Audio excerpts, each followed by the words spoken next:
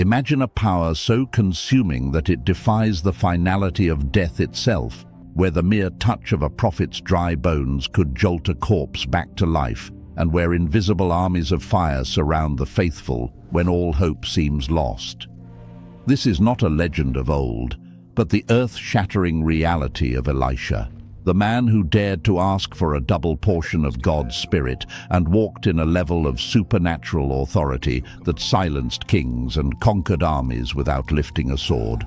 From parting the rushing waters of the Jordan to blinding entire enemy battalions with a single prayer, his journey proves that those who walk with God are never truly outnumbered.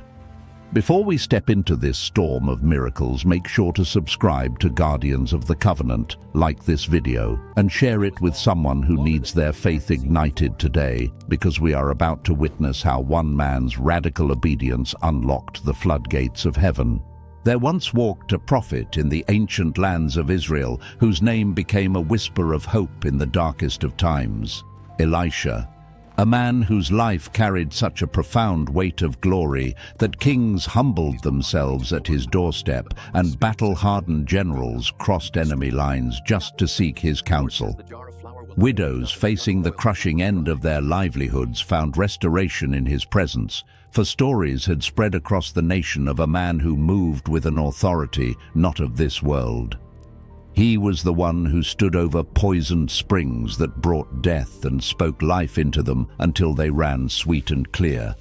The one who took a single, insignificant jar of oil and multiplied it until debts were erased and the future of a family was secured.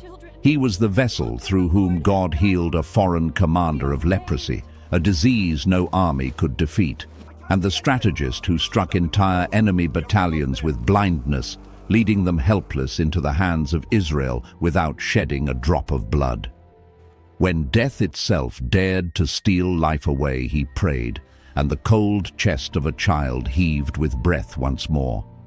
Miracle after miracle, year after year, the question echoed through the valleys of Israel: what kind of man carries this much of God's presence? Yet the most haunting and undeniable proof of his anointing did not happen while he walked the earth, but years after he had been laid to rest.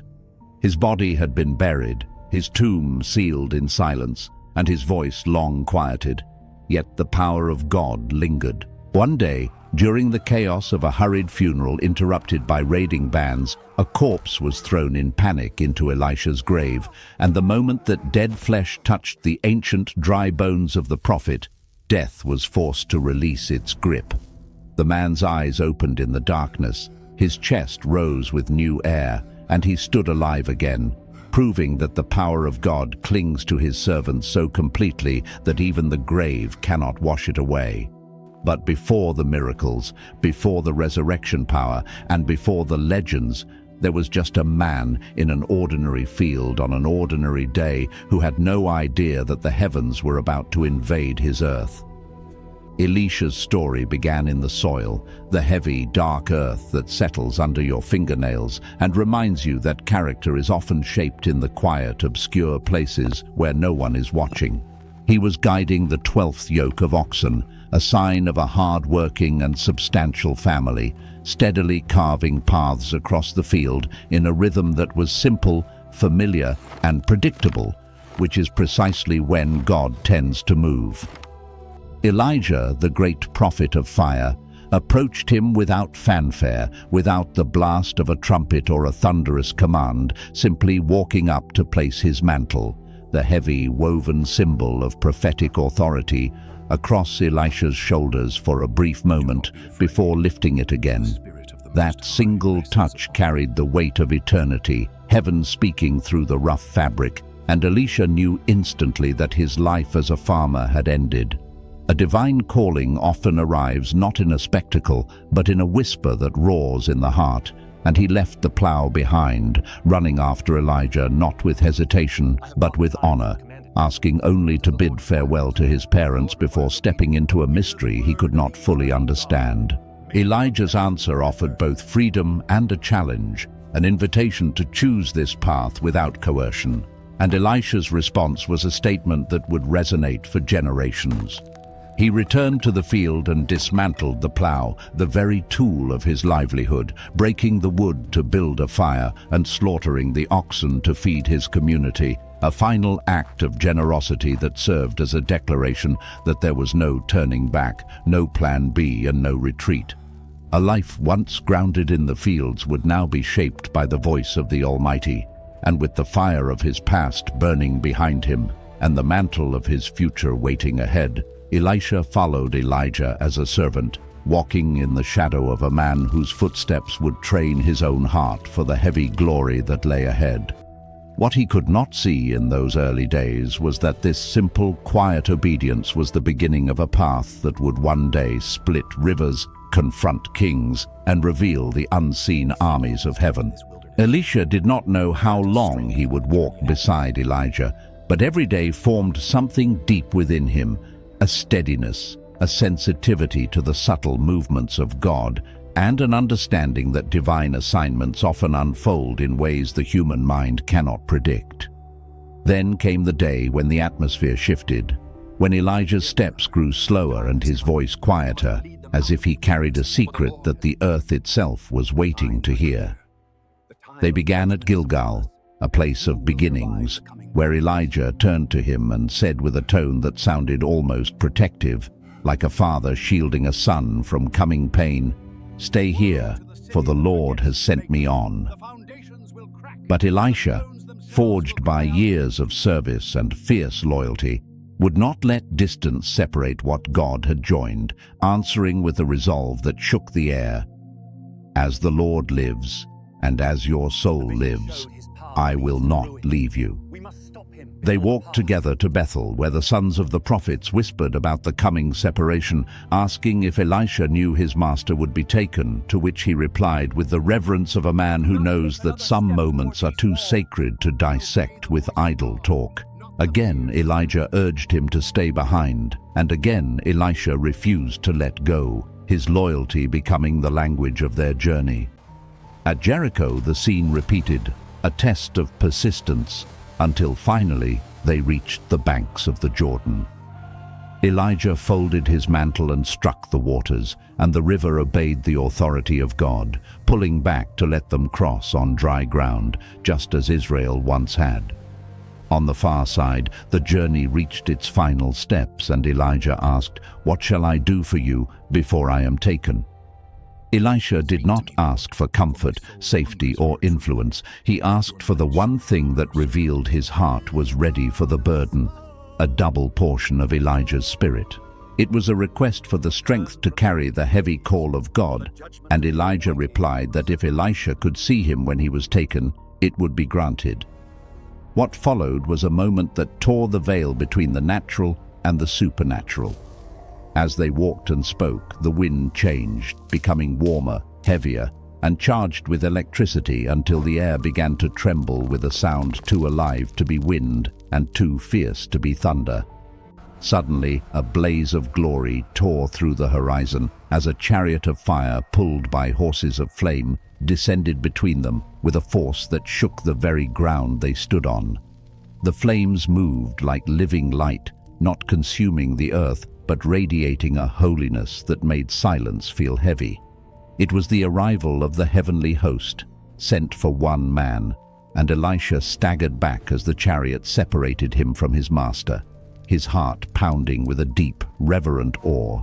Elijah was lifted toward the heavens in a whirlwind, his figure rising through the light and flame, carried by a power no human eye can fully comprehend. In that earth-shattering moment, Elisha cried out from the depths of his spirit, my Father, the chariots of Israel and its horsemen," watching until the fire faded and the sky returned to stillness, leaving him alone with the mantle that lay at his feet, the same mantle that had once touched his shoulders in a quiet field, now heavy with the promise of a double portion. Elisha stood alone for a moment, tearing his garments in a raw, physical expression of the grief that inevitably comes when a great chapter closes and a mentor is taken from sight. But he did not linger in sorrow, because at his feet lay the mantle, the rough, familiar fabric that Elijah had once thrown over him in the field, now feeling heavier than before, charged with a terrifying responsibility and a divine promise that would shape the destiny of a nation. He picked it up, feeling the weight of the prophetic office settle upon him, and walked back toward the banks of the Jordan, where the dark waters rushed before him, an obstacle that demanded a demonstration of authority. Holding the mantle high, not as a souvenir but as a weapon of faith, he struck the river and spoke the words that would define the rest of his life. "Where is the Lord, the God of Elijah?" And the river answered immediately, dividing without hesitation to open a dry path for him to cross, a miraculous confirmation that the God who had walked with the Master was now walking with the servant. From a distance, the sons of the prophets watched this unfold and understood instantly that the spirit which had rested on Elijah now rested on Elisha, and though their hearts still wrestled with the uncertainty of the transition, they met him with reverence, bowing before the quiet steadiness of a man who did not try to prove himself, but simply walked in the assurance of a task greater than his own life. Soon after, the practical nature of his anointing was tested when messengers from Jericho approached him, men living in a city that was beautifully situated with fertile land and strong walls, but cursed by a hidden poison in its water source that caused sickness, barrenness, and death, robbing the people of their future. They spoke to Elisha with the desperation of those who had lived too long with a quiet fear of their own sustenance, and he listened with the compassion of a true shepherd, asking for a new bowl filled with salt, a simple earthly element that he would use to channel divine power. He walked to the spring itself, the very heart of the city's need, and poured the salt in, declaring, "This is what the Lord says. I have healed this water. It will no longer bring harm or death." And from that moment, the spring flowed with purity, a miracle that extended far beyond the physical water to remind the people that God still moved among them to restore what was broken. If you are finding strength in these stories of restoration and power, this is the perfect moment to join our growing community by subscribing to Guardians of the Covenant, where we uncover the deeper truths of Scripture every week. Following the healing at Jericho, Elisha traveled toward Bethel, a place tragically marked by spiritual compromise, where the reverence for God had been slowly eroded by idolatry and a cultural attitude that treated holy things as trivial jokes. As he approached the outskirts, a group of young men, not innocent children but youths already hardened by the spirit of their environment, came out to confront him, shouting, "Go up, you bald head, go up!" mocking the very ascension of Elijah and challenging Elisha to disappear just as his master had, a taunt that revealed a deep-seated contempt for the prophetic office and the God who ordained it. Elisha stopped, the road falling quiet as he turned to face a spiritual sickness that had taken root in the next generation, and he spoke a curse in the name of the Lord, an act of divine justice that was swiftly followed by the emergence of two bears from the woods, a terrifying and sobering reminder to the entire region that the presence of God is a consuming fire not to be trifled with. Shaken by this display of judgment, Elisha continued his journey, carrying a mantle that demanded both the courage to confront evil and the compassion to rescue the hurting, a balance that would soon be tested by a widow who came to him with a desperation that broke the heart. She was the wife of a man who had feared the Lord, but death had left her with nothing but crushing debt and a creditor who was on his way to take her 2 sons as slaves, leaving her home filled with memories but empty of options. Elisha looked at her not with judgment but with gentleness, asking the question that unlocks miracles. "Tell me, what do you have in your house?" To which she confessed she had nothing but a small jar of oil, a resource that seemed useless to her, but was more than enough for God. He instructed her to borrow empty vessels from all her neighbors, to shut the door behind her and her sons, and to pour out the oil in an act of private faith where only God could see. As she poured, the laws of nature bent to the will of heaven. The golden oil flowed and flowed, filling vessel after vessel, stopping only when there were no more containers to hold it, turning a plea for survival into a testimony of overflowing provision that allowed her to pay her debt and live in freedom.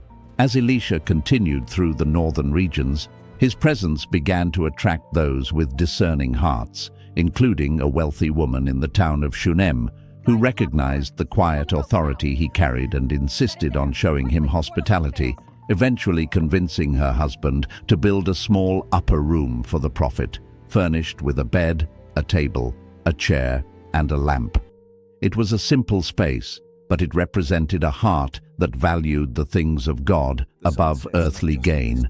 And Elisha, moved by her sincerity, called her to the doorway to speak a promise she had buried long ago under layers of disappointment.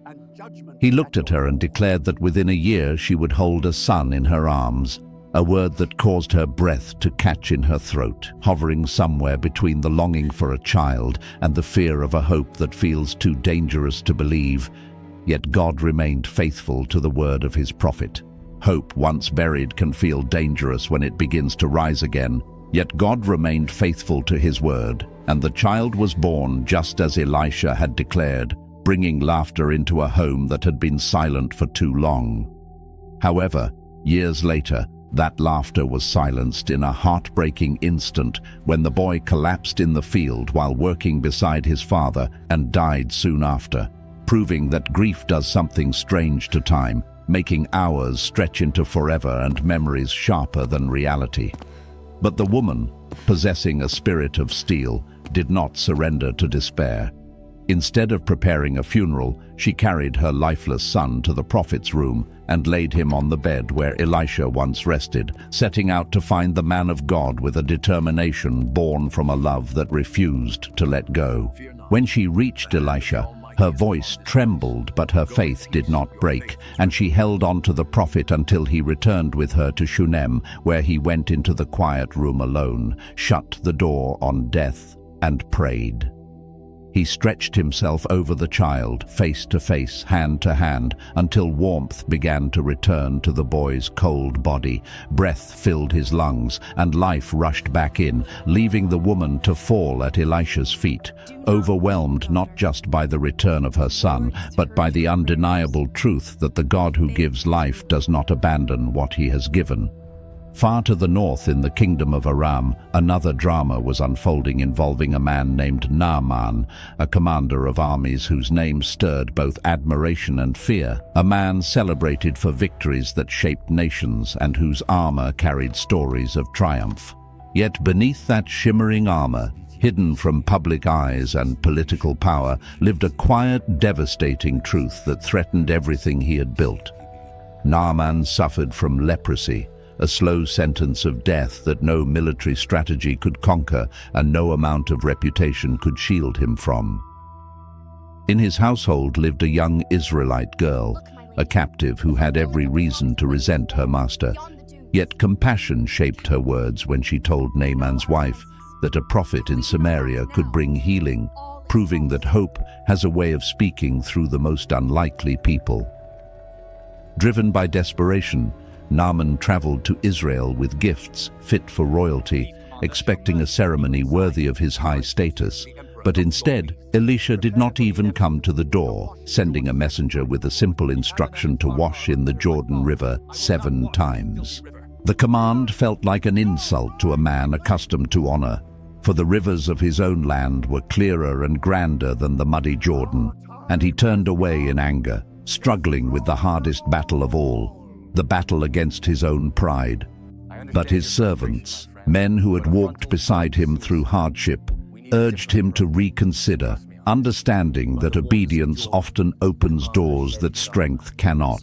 And so, reluctantly, Naaman stepped into the Jordan. It felt unimpressive and ordinary, but as he immersed himself again and again, stripping away his pride with each dip, something shifted in the spiritual realm. And on the 7th time, he rose from the water with skin restored, smooth as that of a young child, the disease that had claimed his future releasing its grip entirely. Overwhelmed, Naaman returned to Elisha, no longer a commander seeking recognition, but a humbled man acknowledging the God of Israel, asking for soil to take home so he could worship the Lord even in a foreign land. For his transformation went far beyond the cleansing of his skin. It was a complete reorientation of his heart. Near the banks of the Jordan, the ministry continued to grow, and a group of young prophets gathered to build a larger dwelling, a simple project for faithful men trying to create space to learn and serve. As they cut down trees, the sound of axes striking wood echoed through the valley, until suddenly a cry of distress rose from the riverbank because one of the young men had swung his axe too hard, and the iron head flew from the handle, disappearing into the murky water. His panic was immediate and deep because the tool was borrowed, meaning its loss brought shame, debt, and a burden that a humble worker could not afford to carry. He ran to Elisha, not embarrassed to admit his worry, and Elisha, the man who had seen chariots of fire and raised the dead, listened with the same seriousness he offered to kings, because he understood that nothing is small in the hands of God. There was no logical solution, as iron sinks and does not float. Yet Elisha cut a piece of wood and tossed it into the river, and as it touched the surface, the impossible took place. The heavy iron rose to meet the wood. The young man reached out and took it from the water, stunned by a miracle that was almost gentle in its simplicity, a quiet reminder that the God who parts seas also steps into the daily frustrations of ordinary people to lift what has sunk beneath the surface of our lives.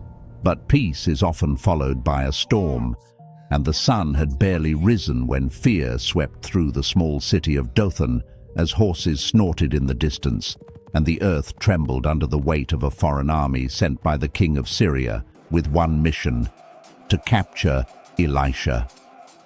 Inside the house, Elisha's servant peered out the window and froze as he saw soldiers stretching across the horizon like a dark tide, spears and chariots surrounding them completely. Panic rose in his chest, his hands shook, and he ran to Elisha crying, "My master, what are we going to do?" For in his mind, this was the end, seeing only that they were outnumbered, outmatched, and alone. Yet Elisha did not rise in alarm, nor did he rush to escape. He simply looked at his servant with a calmness that felt almost unnatural and said softly, "Do not be afraid, for those who are with us are more than those who are with them." Words that made no sense to a man looking at an army of thousands. To the servant, the words made no sense because all he could see was danger closing in and the cold steel of the Syrian army, making Elisha's peace feel almost impossible to grasp. Yet the prophet simply prayed, "Lord, open his eyes so that he may see." The room fell quiet, and something shifted in the atmosphere, like a heavy veil being lifted from the physical world, allowing the servant to blink and look again, and what he saw shattered every fear he held into dust. The mountains surrounding Dothan, which a moment ago seemed barren and defenseless, were now ablaze with heavenly fire, filled with horses and chariots of flame standing in ranks beyond counting. A spiritual reality that had been there all along, invisible until God chose to reveal it. The army of Syria suddenly looked small, insignificant next to the burning strength of the heavenly host, and as the servant's fear drained away to be replaced by awe, Elisha prayed again, not for destruction, but for confusion, asking God to strike the enemy with blindness. In an instant, disarray swept through the Syrian ranks as they stumbled, disoriented and helpless, unable to recognize the very man they had come to seize, allowing Elisha to walk out to them unafraid and guide the entire army to Samaria, straight into the hands of the king of Israel. When the king asked if he should slaughter the captives, Elisha shook his head, choosing mercy over retaliation by ordering that they be fed and given water before being sent home, a strategy of kindness that spoke louder than violence and ensured peace for years to come. The victory at Dothan was won not by swords but by true sight, the kind that looks beyond circumstances to see that we are never surrounded by the enemy, but always surrounded by God. Years passed, kingdoms shifted, and kings rose and fell, And eventually, the once young farmer who had run after Elijah grew old, his steps slowing, but his spirit remaining undimmed even as he took to his deathbed. No final miracle came to save him from the frailty of human life, and Elisha died, the man who had carried God's power in every season being lowered into a cold, silent tomb. The story should have ended there, but the God who called Elisha on an ordinary day in the fields had one final statement to make. Sometime after his burial, during a time when raiders were terrorizing the land, a group of Israelites were hastily burying a man when they saw the enemy approaching, and in their terrifying panic, they threw the corpse into the nearest grave, which happened to be Elisha's. The moment the dead man's body touched the prophet's dry bones, a shockwave of life surged back into him. His lungs filled with breath, his eyes opened, and he stood to his feet, alive and restored, awakened by the lingering residue of God's power that was so saturated in Elisha's life that even death could not wash it away. This final miracle revealed a truth that Israel needed then, and we still need now, that God's power extends beyond human limits, and his faithfulness does not die when his servants do, foreshadowing a day when another tomb in Jerusalem would stand empty to declare that the living God reigns over death itself. Elisha's story does not fade quietly into history, but lingers like a steady flame, a portrait of a life fully surrendered to God, from the plough abandoned in the field to the waters of the Jordan parting, from the never-ending oil of the widow to the floating axe head, and finally to the resurrection in the grave. Every miracle whispers that God is near, and now the question turns toward each of us. What would your life look like if you believed, truly believed, that the same God who stood with Elisha stands with you today? What fear would loosen its grip? What burden would feel lighter, and what unanswered prayer would you dare to bring before him again? Elisha never sought greatness. He sought God, and because of that, his life became a canvas where heaven painted wonders. If his story has stirred something in your heart, a hunger for deeper faith, a need for courage, or a desire to walk closer with the Creator, then do not let this moment pass without action. We explore these ancient truths to anchor our lives in a shifting world. So please, before you go, share in the comments which moment of Elisha's journey spoke to you the most, and make sure to subscribe to Guardians of the Covenant, turning on notifications so you never miss a story. There is more waiting, much more, and I will meet you in the next video. Until then, may the God who walked with Elisha walk with you in every step you take.